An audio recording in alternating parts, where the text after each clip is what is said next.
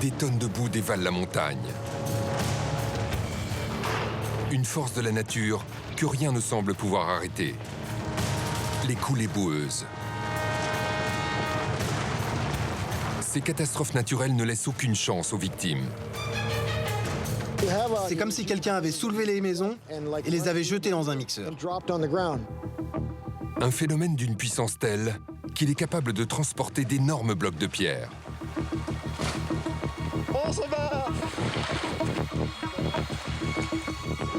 Grâce à la science, nous savons qu'il existe plusieurs types de coulées boueuses. Parmi les plus connus, les coulées de boue. C'est la forme la plus liquide d'un glissement de terrain. La petite ville d'Ozo, aux États-Unis, a été ravagée par un monstre de ce type. Ici, des millions de tonnes de boue ont englouti un quartier entier. Ça représente 75 000 bus qui descendent d'un coup cette pente à une vitesse de l'ordre de 90 km/h. Pire, en février 2010, l'île de Madère a été victime de plusieurs coulées de boue qui se sont déclenchées en même temps. À ce stade, on ne savait pas si c'était des tempêtes ou un tremblement de terre, parce qu'il y avait des coulées de boue de partout. Des pluies exceptionnelles vont aussi transformer les rivières de l'île en un véritable tueur de boue. C'est comme si un assassin passait, faisait des victimes et repartait. Dans les Alpes, les scientifiques chassent un autre type d'écoulement boueux rare, mais spectaculaire, les laves torrentielles. Mais c'est en Amérique du Sud que cette force de la nature peut être la plus dévastatrice. Ce sont des cailloux qui font plusieurs mètres de haut et qui viennent percuter les murs de votre maison. Il faut imaginer que vous avez un premier impact et ensuite toute la vague sédimentaire qui va arriver derrière vous. Dans le monde, la boue menace aussi les centaines de millions d'habitants qui se sont installés au pied des volcans. Les cendres d'une éruption volcanique peuvent engendrer une coulée boueuse particulièrement destructrice, les lahares. Dans certains cas, les lahares font plus de victimes que les éruptions elles-mêmes.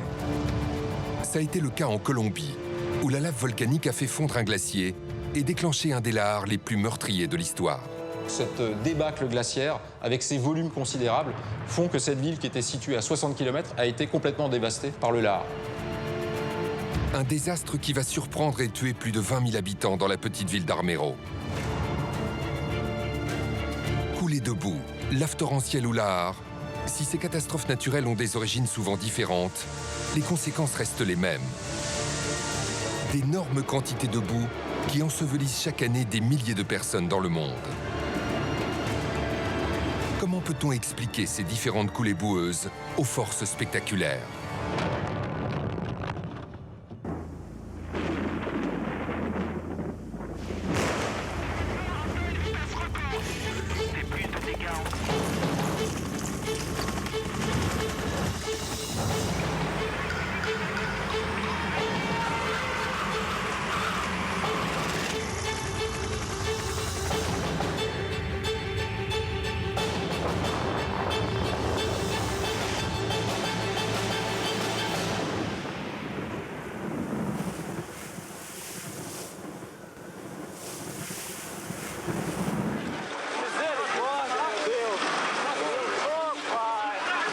Des avalanches de terre comme celle-ci ne sont pas rares sur la planète.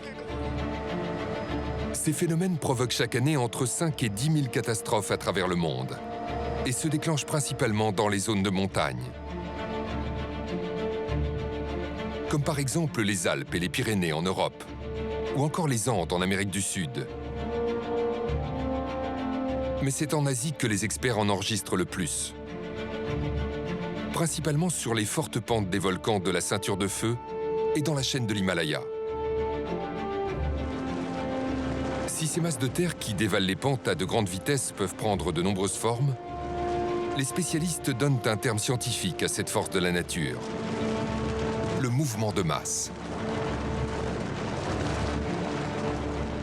Le terme mouvement de masse permet de distinguer trois grands types de mouvements. Des mouvements de type glissement, stricto sensu, des mouvements de type coulée et des mouvements de type chute de bloc. Lorsque les scientifiques parlent de glissement de terrain, ils désignent le déplacement d'une masse de terre rigide qui glisse le long d'une pente. Quand ce mouvement de terrain évolue en une forme plus liquide, les experts appellent alors ce phénomène une coulée boueuse. Quant au troisième type de mouvement de masse, il est aussi appelé éboulement. Ici, ce sont des blocs de pierre qui provoquent des chutes spectaculaires.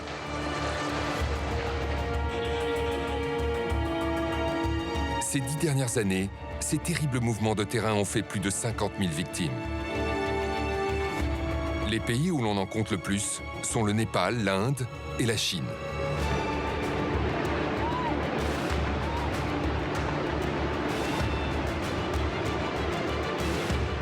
En Chine, un de ces mouvements de masse a provoqué une catastrophe spectaculaire dans la petite ville de Sukhoon. Le 28 septembre 2016, ce glissement de terrain cause la mort de 27 personnes ensevelies sous les blocs de pierre.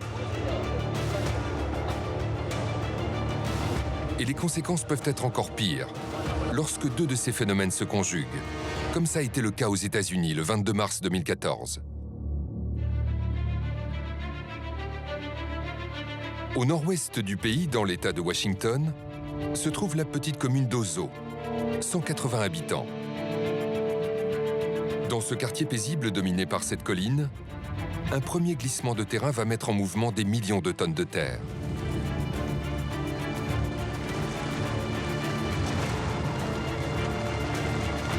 Sous l'action de l'eau, cette masse de terre va se transformer en une gigantesque coulée de boue. Ces images, filmées par la police, nous dévoilent un paysage de désolation. Il y a une coulée de boue. Toutes les maisons ont disparu. Les scientifiques ont estimé le volume de cette masse de terre à 7,5 millions de mètres cubes. Si on prend en compte qu'un bus, par exemple, que vous prenez tous les jours, fait 100 mètres cubes, ça représente 75 000 bus qui descendent d'un coup cette pente à une vitesse de l'ordre de 90 km/h.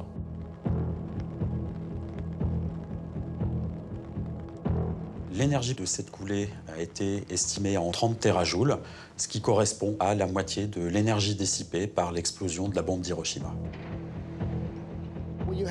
C'est comme si quelqu'un avait soulevé les maisons et les avait jetées dans un mixeur.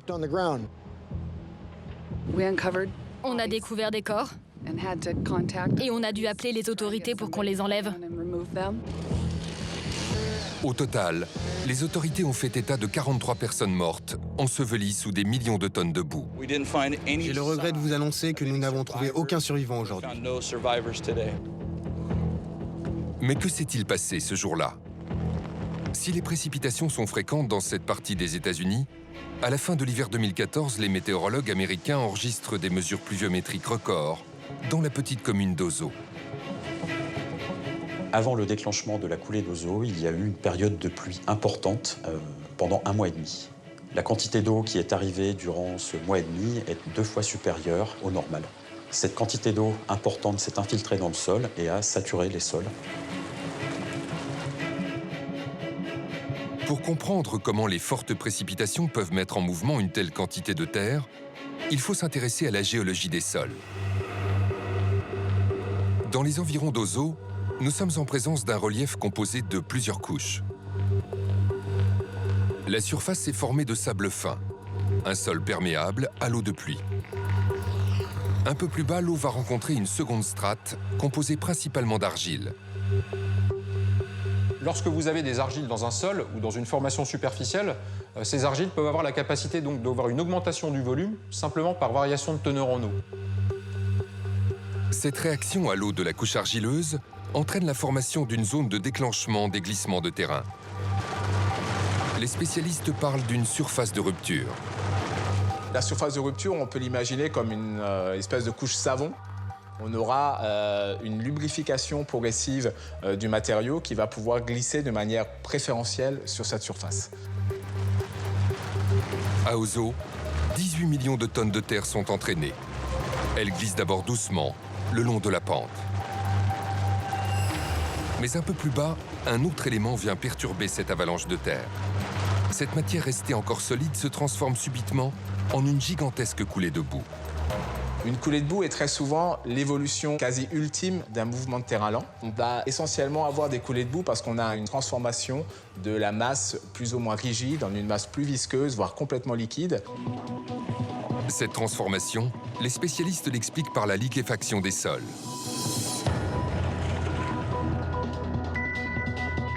À la base, un sol argileux est dur comme de la pierre.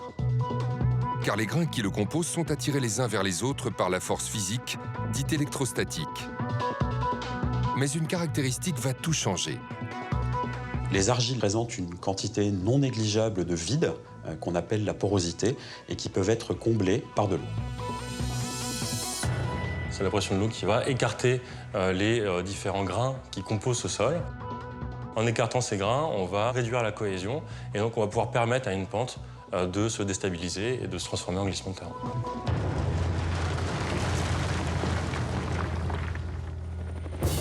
Dans le cadre du glissement d'Ozo, les experts pensent que c'est la rivière Stillaguamish qui a apporté le surplus d'eau nécessaire pour transformer ce solide en une coulée de boue destructrice.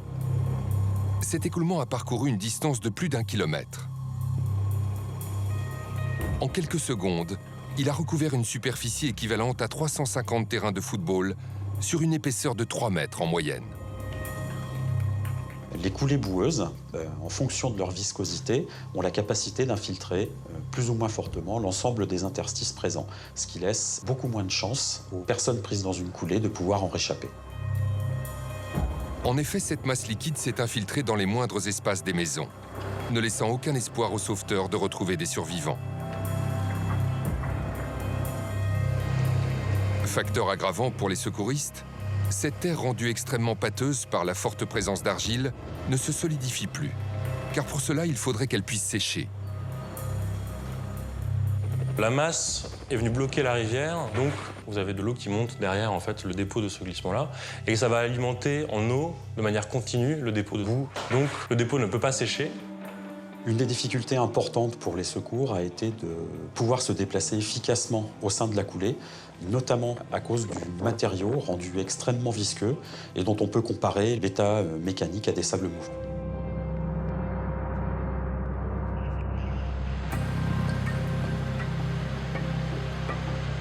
Face à ces difficultés, des dizaines de secouristes sont mobilisés pendant plusieurs semaines. Il s'agit jusqu'à aujourd'hui d'une des coulées de boue les plus meurtrières des États-Unis.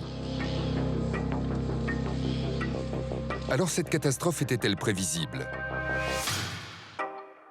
Selon les spécialistes, les sols instables de la région sont propices au glissement de terrain. Mais personne n'avait envisagé des dégâts d'une telle ampleur. Pour la plupart, c'est une catastrophe inimaginable. Pour nous, géologues, on peut voir des indices ou regarder la topographie et le terrain pour essayer de prévoir que quelque chose de ce genre puisse se produire. Mais même un géologue ne peut vous dire quand une telle catastrophe aura lieu, ni prévoir si cela peut être dangereux ou pas.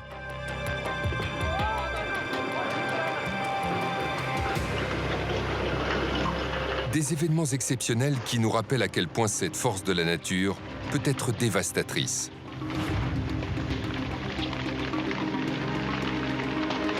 Pourtant, dans certains cas, ces catastrophes pourraient être évitées. Car de plus en plus souvent, c'est l'homme qui en est le principal responsable. En voici un exemple terrible. Le 20 décembre 2015, un quartier entier de la mégapole chinoise Shenzhen est enseveli sous la boue. Plus de 100 000 mètres carrés ont été subitement rayés de la carte. La boue coulait à flot, vive comme une rivière. Quand je suis arrivé là-bas pour aider ma famille à sortir, la maison était déjà submergée. Mais qu'est-ce qui a pu causer une telle catastrophe? Cette coulée de boue est particulière, car elle s'est déclenchée sur un massif qui n'est pas d'origine naturelle, mais qui a été entièrement façonné par l'homme. Shenzhen se situe aux portes d'Hong Kong et compte plus de 12 millions d'habitants. Depuis plusieurs années, son développement urbain effréné a causé un problème majeur. Vous avez à Shenzhen un grand chantier qui est la construction d'un système de ponts et de bâtiments qui a engendré de grands débris. Donc on a accumulé ces débris au cours du temps. Pendant plusieurs années, ces matériaux de déblais ont été empilés dans une ancienne carrière sur une hauteur pouvant atteindre une centaine de mètres. Pour que ce gigantesque amas de terre se transforme en une coulée de boue, il ne manquait plus qu'un élément déclencheur. Une grande quantité de pluie qui a liquéfié ces tonnes de débris. Le glissement de terrain de Shenzhen a été particulièrement destructeur parce que vous avez eu un volume très important de sédiments qui s'est déclenché et en plus parce qu'il était à proximité immédiate de toutes les habitations. Donc forcément, vous n'avez pas besoin d'avoir une longue distance de parcours pour avoir des dégâts sur la zone impactée. Donc il a été particulièrement fort à cause de ça. L'urbanisation sauvage est aujourd'hui souvent mise en cause dans le déclenchement des coulées de boue dans les zones à risque. Au cœur de l'océan Atlantique, c'est le cas de la petite île de Madère. Car cette île au relief très escarpé est traversée de nombreuses rivières. Malgré ses contraintes géographiques, Funchal s'est fortement développé sur ses collines abruptes.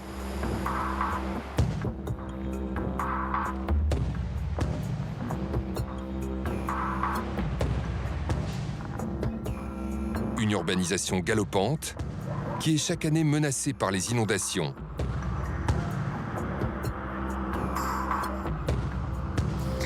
Ces stigmates proviennent de la plus récente catastrophe naturelle, un événement sans précédent. Il faut revenir en 2010, au mois de février. Les relevés pluviométriques sont exceptionnels. Depuis plusieurs semaines, il ne cesse de pleuvoir. Le samedi 20 février, une tempête apporte en une seule journée l'équivalent de plusieurs mois de pluie. Le météorologue Victor Prieur a pu mesurer la catastrophe. Je me suis levé à 7 h du matin et je suis arrivé ici à l'observatoire. Et tout d'un coup, ça a commencé à la pluie si fort comme je n'avais jamais vu. 30 cm en 4 ou 5 heures, c'est catastrophique.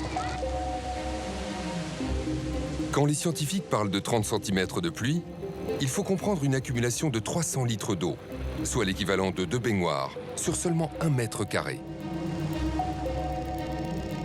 Une quantité d'eau colossale qui tombe sur la totalité de l'île. Les sols sont rapidement saturés et les terrains deviennent instables. Conséquence, les constructions à flanc de collines sont emportées par les premières coulées de boue.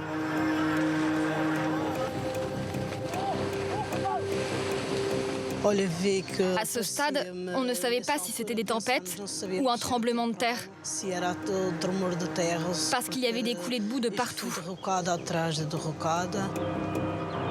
Si la terre se met à glisser aussi facilement, c'est surtout à cause de cette urbanisation qui s'est développée au détriment du couvert forestier.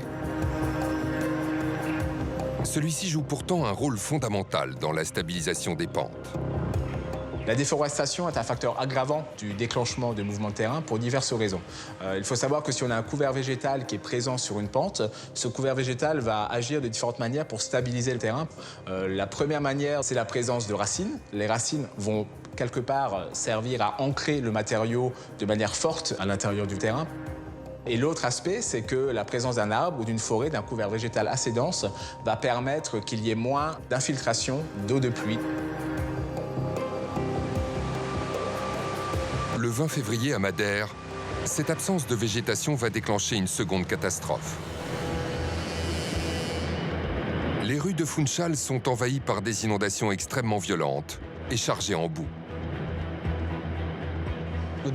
Quand j'ai compris ce qui se passait, je suis resté chez moi. Mais de mon balcon, j'ai vu que la ville s'était transformée en un véritable chaos.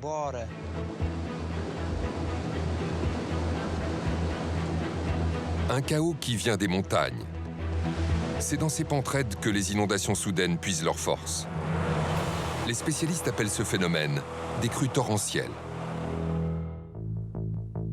C'est dans ce massif au cœur de l'île de Madère que l'eau a puisé sa force. Ici, on se situe à 1700 mètres d'altitude et on est à peu près à 10 km de la ville de Funchal.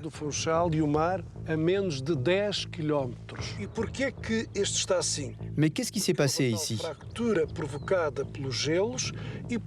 À cause de l'homme, toute cette partie de la montagne est devenue désertique à cause des incendies, du déboisement et du pâturage. Et aujourd'hui, cette intervention humaine est l'un des grands responsables de la catastrophe du 20 février. Ces sols dépourvus de tout couvert végétal n'absorbent plus l'eau de pluie. Cette eau ruisselle à la surface et dévale les pentes les plus raides. Elle prend de la vitesse, génère une puissance capable de tout emporter sur son passage et se charge en matériaux divers. Lorsque cette boue s'engouffre dans des vallées étroites, elle peut, avec les matériaux qu'elle a emportés, former des barrages naturels. Mais sous la pression qui s'accentue, ces barrages cèdent et libèrent une énorme onde de choc qui ravage alors tout sur son passage.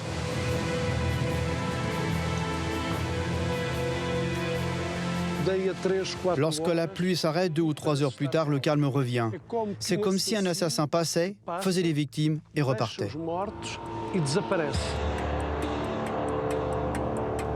Dans l'après-midi, les pluies et les crues torrentielles se calment enfin.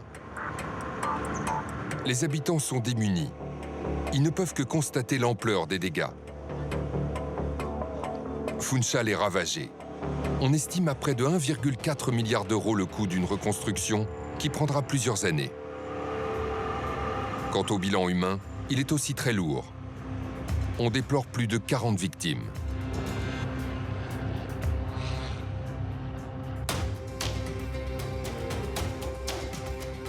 Lorsque ces crues se forment dans des pentes encore plus abruptes, elles emportent une quantité gigantesque de matériaux et font naître une autre forme de coulée boueuse que les scientifiques appellent lave torrentielle.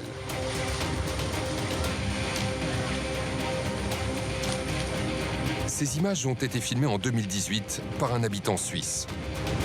Il est le témoin de ce phénomène particulièrement dangereux.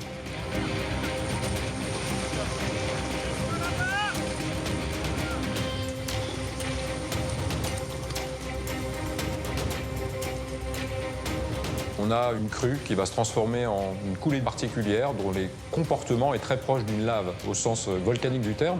La lave torrentielle est constituée au moins de 50% de débris rocheux. L'eau est donc noire. Dans une lave torrentielle, il y a à peu près 3/4 de matériaux et 1/4 d'eau. Donc il faut imaginer que vous mélangez un verre d'eau avec 3 verres de matériaux. C'est un mélange boueux. On peut voir l'analogie avec les sables mouvants. Les sables mouvants, dès que vous commencez à vous enfoncer, vous n'avez plus aucune liberté.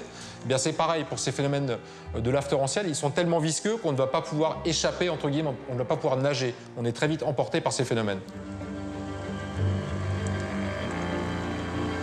Un phénomène souvent imprévisible. Les images sont donc rares.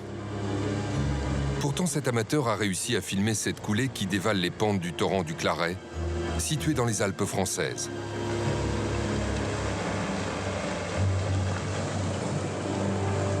Une vidéo qui nous permet de comprendre la composition très particulière d'une lave torrentielle. Elle est aussi constituée d'éléments grossiers, de taille extrêmement variable, parfois supérieure à 1 mètre cube. 1 mètre cube, ça représente ce bloc de pierre qui semble flotter à la surface de cette lave torrentielle. Son poids dépasse déjà les 2 tonnes. Alors comment une telle coulée peut-elle emporter des blocs d'une telle dimension ? De par cette concentration extrêmement importante, la densité aussi du mélange est très importante et elle est relativement peu inférieure à celle des gros blocs présents à l'intérieur. Ce qui veut dire que ces gros blocs peuvent être assez facilement transportés et que visuellement on peut même les voir flotter en surface de l'écoulement.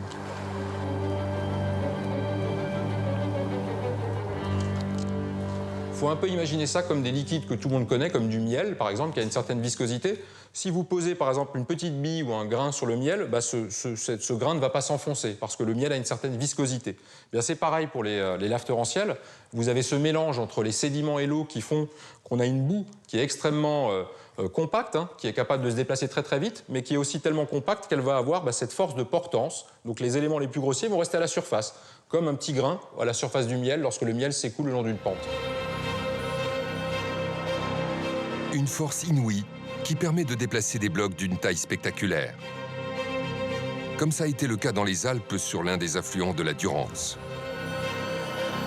Une équipe de l'Office national des forêts a découvert dans le torrent du Boscodon ce rocher impressionnant. Il a été déplacé par un simple écoulement de lave torrentielle. Il a été capable de transporter un bloc de 250 mètres cubes, ce qui fait 600 tonnes. Et il faisait 11 mètres de haut pour 6 mètres de large. Donc c'est quelque chose de très impressionnant. Il n'a pas transporté sur une grande distance.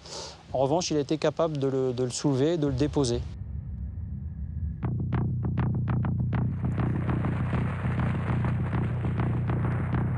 Ce genre de bloc est charrié dans la partie avant de la lave torrentielle. On appelle cette partie de l'écoulement un front de lave. Après le front, suit le corps de lave. Il présente un aspect déjà bien plus boueux. La plupart des blocs de pierre se retrouvent noyés dans un mélange de sable et d'argile. Enfin, la troisième partie est appelée la queue de lave. C'est la partie la plus liquide de l'écoulement.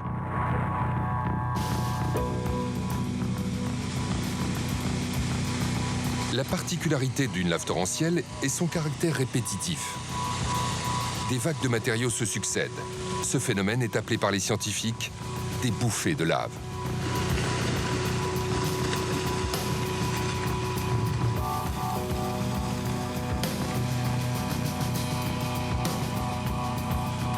Ces bouffées sont liées au fait que dans la lave torrentielle, on a des débris rocheux et de l'eau, et l'ensemble de ces matériaux ne circulent pas à la même vitesse. On a des éléments qui vont extrêmement vite et d'autres qui vont moins vite. On a donc des variations de vitesse et cela introduit une perturbation dans le système et qui se voit visuellement par ces bouffées.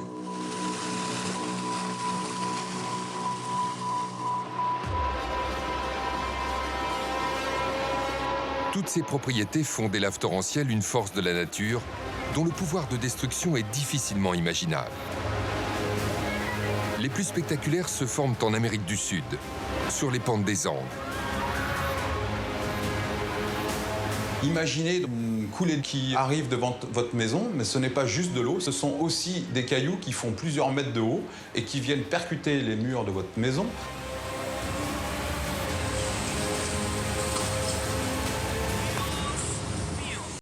Ça peut se produire en pleine nuit et ce n'est pas un seul événement, mais plusieurs qui vont se succéder à la suite.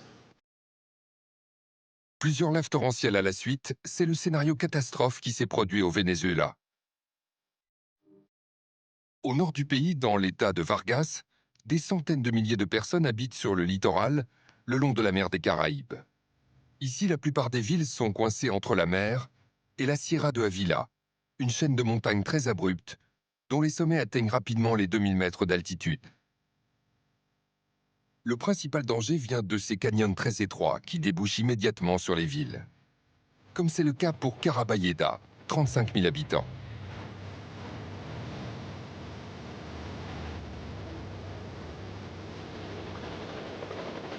Nous sommes le 16 décembre 1999.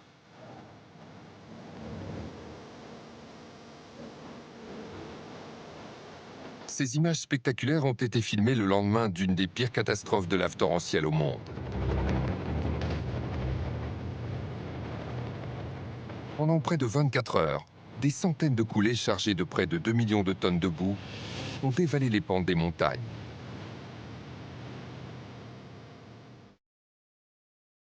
En arrivant sur le littoral, elles ont tout dévasté sur leur passage, ne laissant qu'un champ de ruines derrière elles.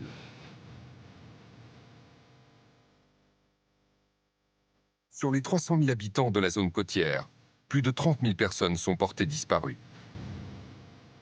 Alors au Venezuela, en 1999, cette lave torrentielle a été particulièrement meurtrière parce qu'elle a eu plusieurs impacts. Le premier impact, c'est d'abord l'impact direct. Lorsque vous êtes dans la rue et que tout d'un coup vous avez un écoulement torrentiel qui dévale votre rue, il faut courir très très vite. Ce sont des écoulements qui sont capables de se déplacer de plusieurs mètres par seconde. Donc la première, je dirais, les premières victimes sont les personnes qui ont été emportées par cette lave torrentielle parce qu'elle circulait à proximité.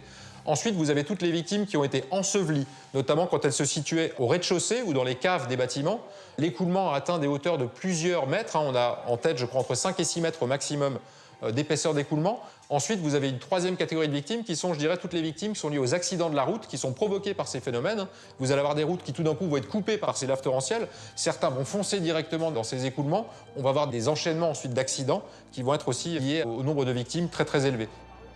Et enfin, on a toute une catégorie de population qui a été emportée vers la mer, qui a malheureusement été complètement ensevelie par cette coulée.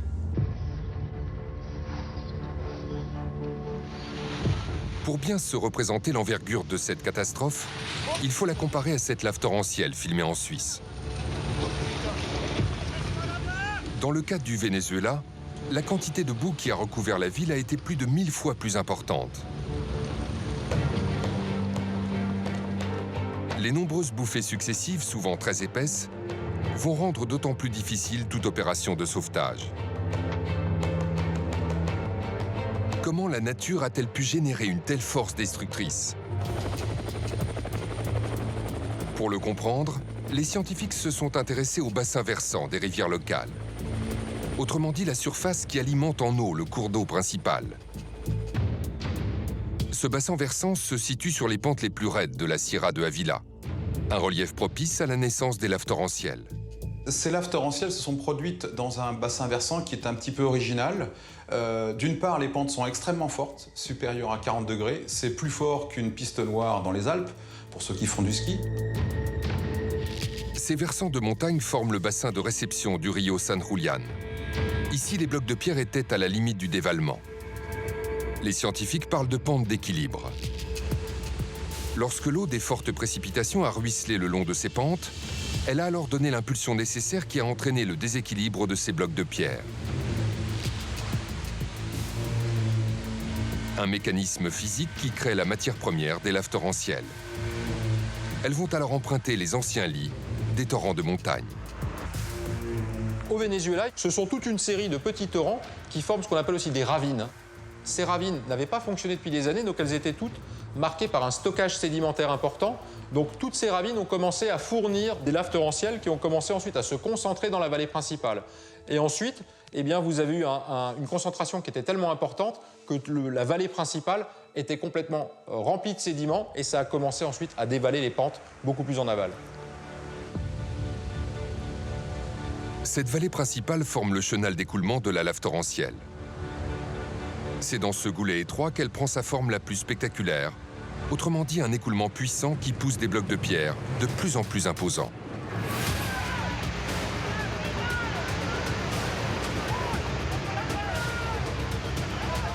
À partir de là, elle devient une menace redoutable pour la population.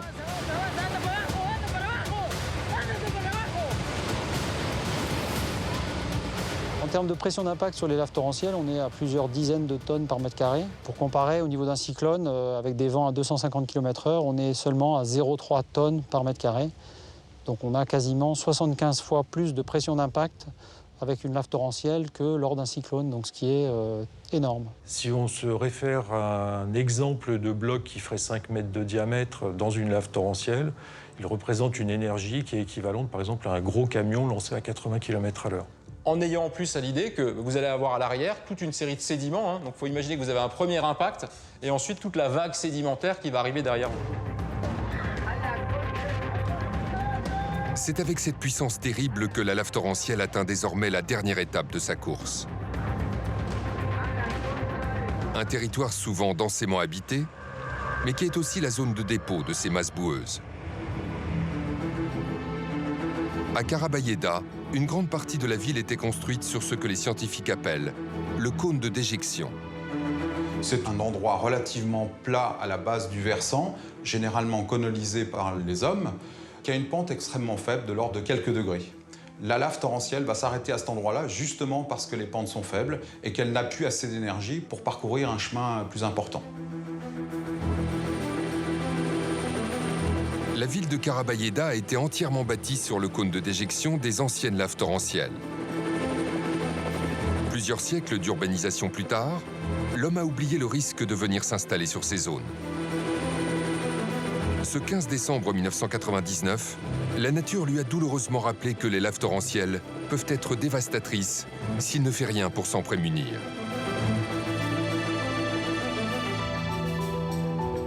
Et pourtant, de tels systèmes de protection existent, comme par exemple en France. On observe un certain nombre de mouvements de terrain, notamment dans les zones de montagne, les Alpes et les Pyrénées. Globalement, on va considérer que dans ces régions, environ les 2/3 des communes des zones alpines et des zones pyrénéennes sont potentiellement affectées par les mouvements de terrain du fait de la présence de pentes. Parmi les mouvements de terrain qui menacent les communes françaises, cette lave torrentielle filmée en mai 2016 en Savoie. Un phénomène souvent difficile à prévoir. Alors comment les hommes peuvent-ils s'en prémunir aujourd'hui ?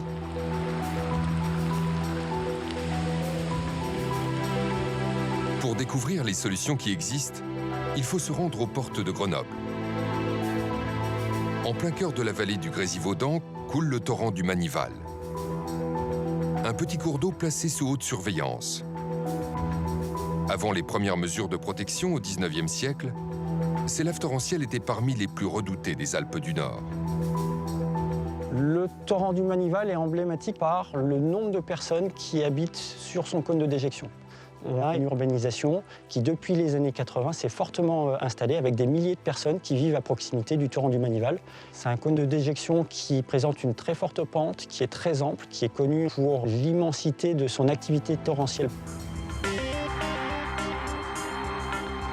Pour protéger la population contre cette activité torrentielle, le service de restauration des terrains en montagne est chargé depuis plus de 150 ans de maîtriser les écoulements.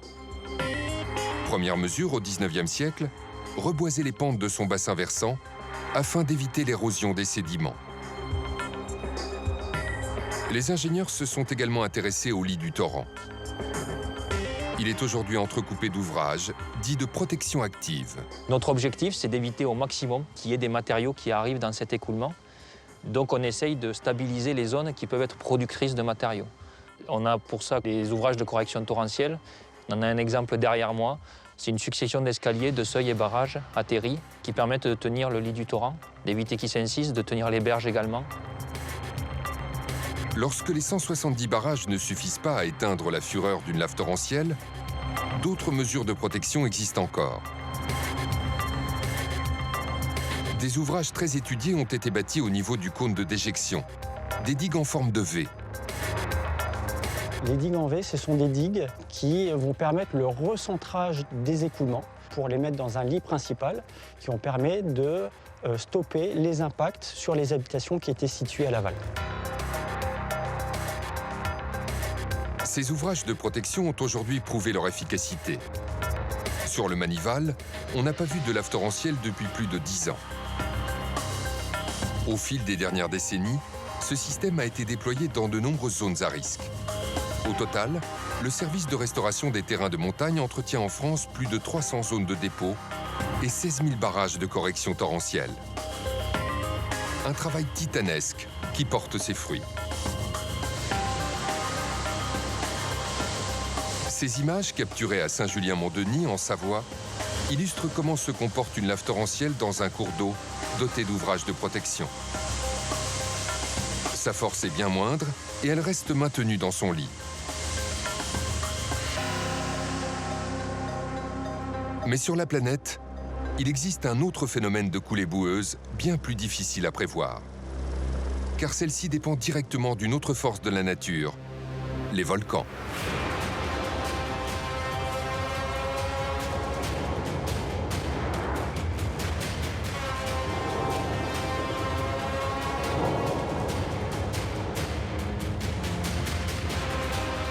Si les éruptions volcaniques produisent majoritairement explosions, coulées de lave ou encore nuées ardentes spectaculaires, ces montagnes de feu peuvent aussi causer un autre genre de catastrophe, aux conséquences tout aussi destructrices.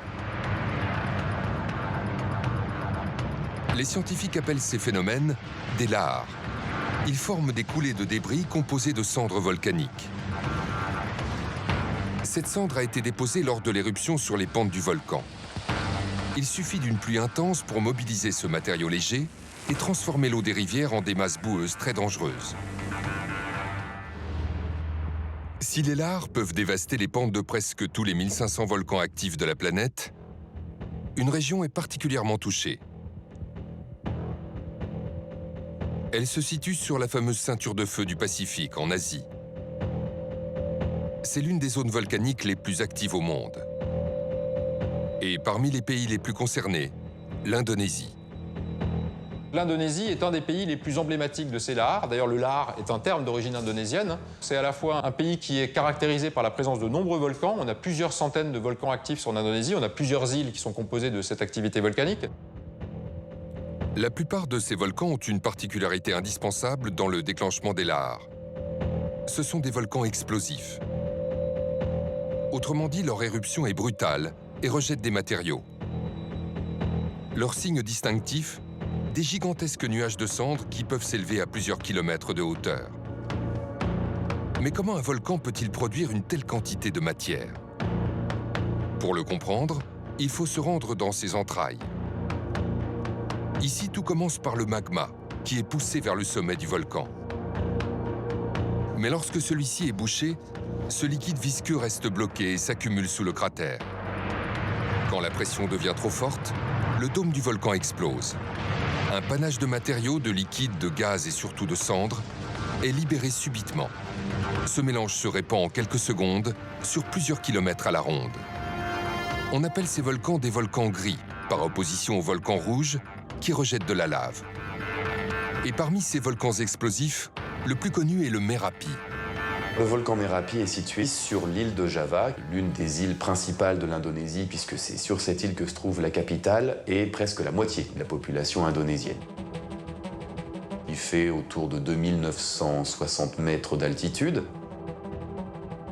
Et il est assez connu dans le monde scientifique pour être l'un des volcans les plus actifs de la planète.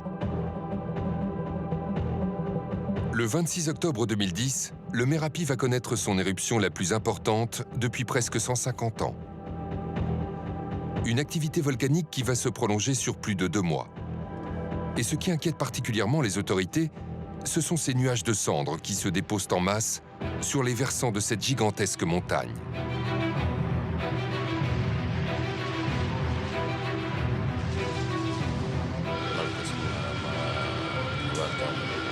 Le mont Merapi produit des nuages de cendres depuis hier après-midi. Il monte jusqu'à 6500 mètres d'altitude. Et il recrache aussi de nombreux débris et de gros matériaux qui retombent à proximité des villages.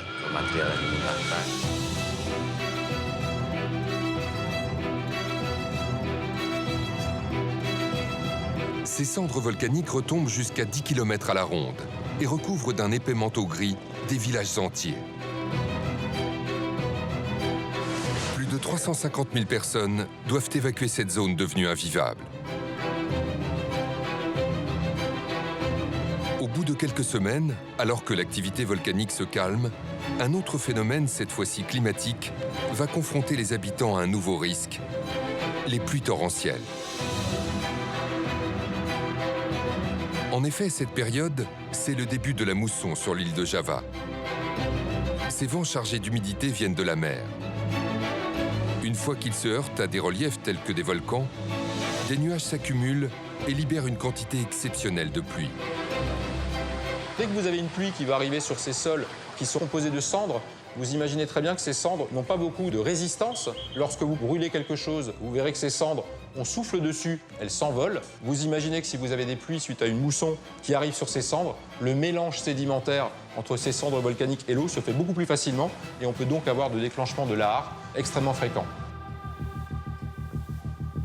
Si l'éruption volcanique du mont Merapi se calme au bout de 2 mois, elle fera pourtant 350 victimes. Quant aux lahars, ils ne font que commencer. Pendant plus de 5 ans, près de 450 coulées boueuses vont dévaler les pentes raides du volcan, menaçant les populations. Au XXe siècle, les lahars auront été responsables de près de 40% des décès causés par les volcans dans le monde. Cette force de la nature peut être encore plus meurtrière que les éruptions volcaniques. Très souvent, les lahars se produisant beaucoup plus loin en aval que les éruptions elles-mêmes, ils menacent des populations qui ne sont pas nécessairement concernées immédiatement par les effets de l'éruption. Donc il y a beaucoup plus de populations exposées et dans certains cas, les lahars font plus de victimes que les éruptions elles-mêmes.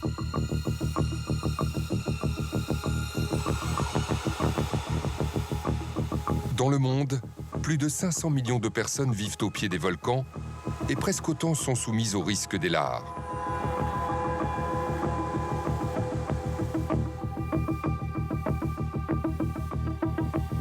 Mais il est une ville en Colombie qui ne s'attendait pas du tout à être un jour touchée par cette menace de la nature. C'est la ville d'Armero.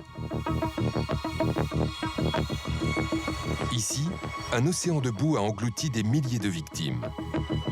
Quand vous avez des personnes qui sont piégées dans la boue qui est déposée par les lahars, il faut agir très vite pour éviter justement que cette personne subisse les effets de succion de la boue et surtout la boue va commencer à sécher et peut également menacer l'intégrité physique d'une personne qui est piégée. Une catastrophe naturelle qui fait en tout plus de 23 000 morts.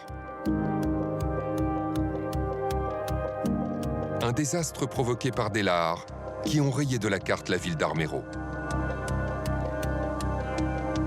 Pour comprendre ce qui s'est passé, les volcanologues ont étudié le principal volcan de la région, le Nevado del Ruiz, qui atteint plus de 5300 mètres d'altitude. Son cratère, resté inactif pendant plus d'un demi-siècle, est recouvert d'un important glacier.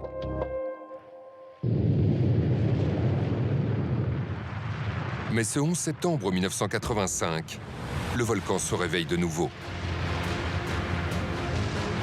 Et ces importantes coulées de lave vont avoir un effet direct sur sa calotte glaciaire. Lors d'une éruption volcanique, vous avez bien évidemment cette lave qui va sortir du volcan, qui a une certaine chaleur. Si en plus sur votre volcan, vous avez un glacier qui est situé, ben vous allez avoir un choc qui va se faire thermique entre un glacier qui est très très froid et un volcan qui lui au contraire est très très chaud. Donc vous allez avoir ce qu'on appelle également une débâcle glaciaire. Ce glacier va fondre de manière très très rapide. Alors on a une idée à peu près sur les volumes qui concernent cette catastrophe d'Armero. C'est plusieurs dizaines de millions de mètres cubes. Donc il faut s'imaginer des surfaces extrêmement importantes de sédiments qui ont été complètement incorporés par la fonte de cette lave et de ce glacier à la surface. Mais à l'époque, malgré les avertissements des scientifiques, les autorités colombiennes sous-estiment l'une des caractéristiques principales des lahares. Les lahares sont connus pour connaître une plus grande mobilité de leurs écoulements que les laves torrentielles et notamment pouvoir se propager sur des pentes faibles et donc sur de très grandes distances, parfois quelques dizaines voire centaines de kilomètres du point de l'éruption. Le village d'Armero n'aurait pas dû être impacté par une lave torrentielle classique ou un lahar classique, mais là, cette débâcle glaciaire, avec ses volumes considérables, font que cette ville qui était située à 60 km a été complètement dévastée par le lahar. La ville sera touchée par plusieurs vagues de lahar, dont une qui a été estimée par les scientifiques à plus de 30 mètres d'épaisseur. Une catastrophe qui décime en quelques heures les 2/3 de sa population.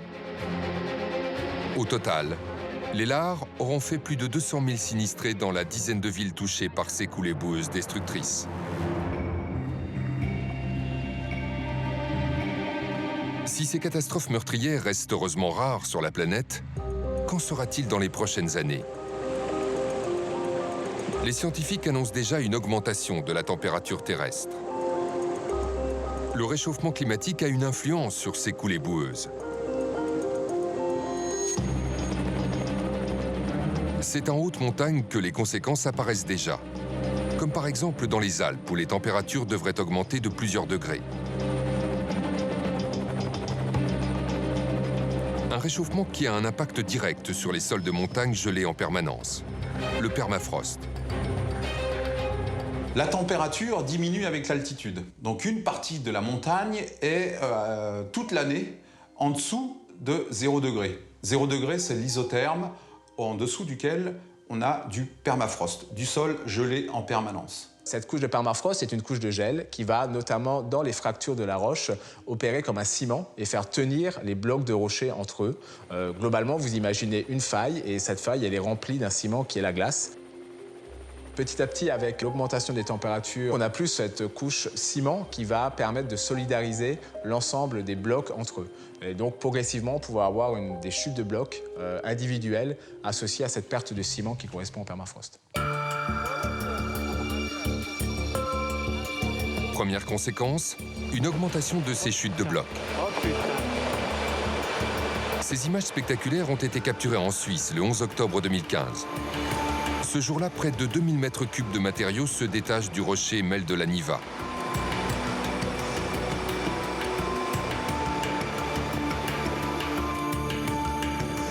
Deuxième conséquence, sous les glaciers, un autre danger invisible menace la population. Car ces zones gelées en permanence peuvent renfermer des poches d'eau gigantesques. Avec le réchauffement climatique, ces poches grossissent et risquent de se vider brutalement. Les scientifiques considèrent que ces grandes quantités d'eau et de matériaux disponibles peuvent déclencher des laves torrentielles records qui pourraient s'abattre sur les villages en contrebas. Ce qu'on peut craindre avec le réchauffement climatique, c'est qu'on ait déclenchement de laves torrentielles dans des zones qui pour l'instant n'en produisent pas, donc être en quelque sorte surpris par ces évolutions futures. Un scénario catastrophe qui fait encore débat chez les scientifiques. Car le réchauffement en cours pourrait entraîner des effets inattendus. On a des effets qui s'opposent.